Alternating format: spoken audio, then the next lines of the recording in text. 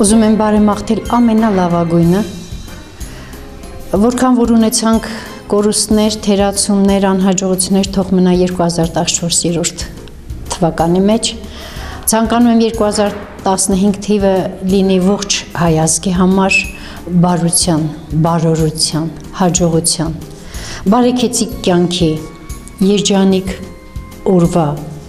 լուսավոր կյանքի տարի։ Շնորհավոր Ամանոր եւ Սուրբ Ծնունդ։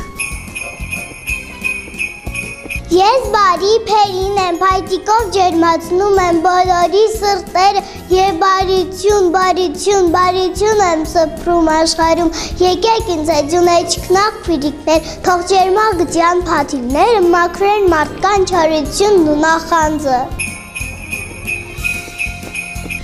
Կյանք կոչված այս հաստափոր գրքի 2014-րդ էջն էլ ուր որ է կշրջենք։ Ու մեր առջև կբացվի այն պատմական մեծ արժեք ունեցող 2015-րդ էջը։ Մինչ 2014-րդ էջի շրջելը ուզում եմ ամեն ոք, մեծ ու փոքր, կին թե տղամարդ, հոգու հաշվետվություն տա իր իսկ խղճի առաջ,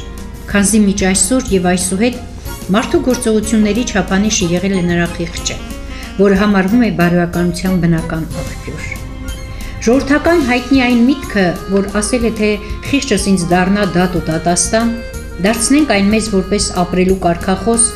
հոգով խղճով մաքրված թևակողենք 2015 թվականը։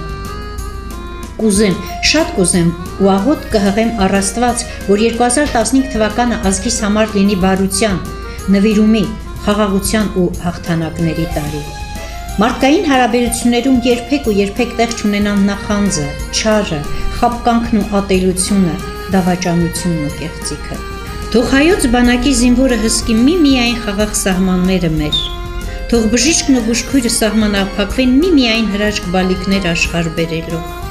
Թող ոստիկանն ու դատավորը փնտրեն հանցագործ ու այդպես էլ չգտնեն, այսինքն մեր մեջ չլինեն այդպիսիք։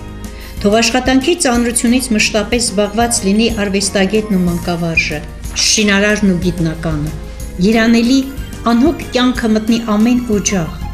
ազգիս, հայրենիքիս, ժողովրդիս եւ անպայման իմ նախակրթարանի սանիկներին երկաթյա առողջություն, անսահման, անպարագիծ երջանկություն, անհոգ օրերի պայծառ ու լուսավոր ապագա։ Շնորհավոր Ամանոր եւ Սուրբ Ծնունդ։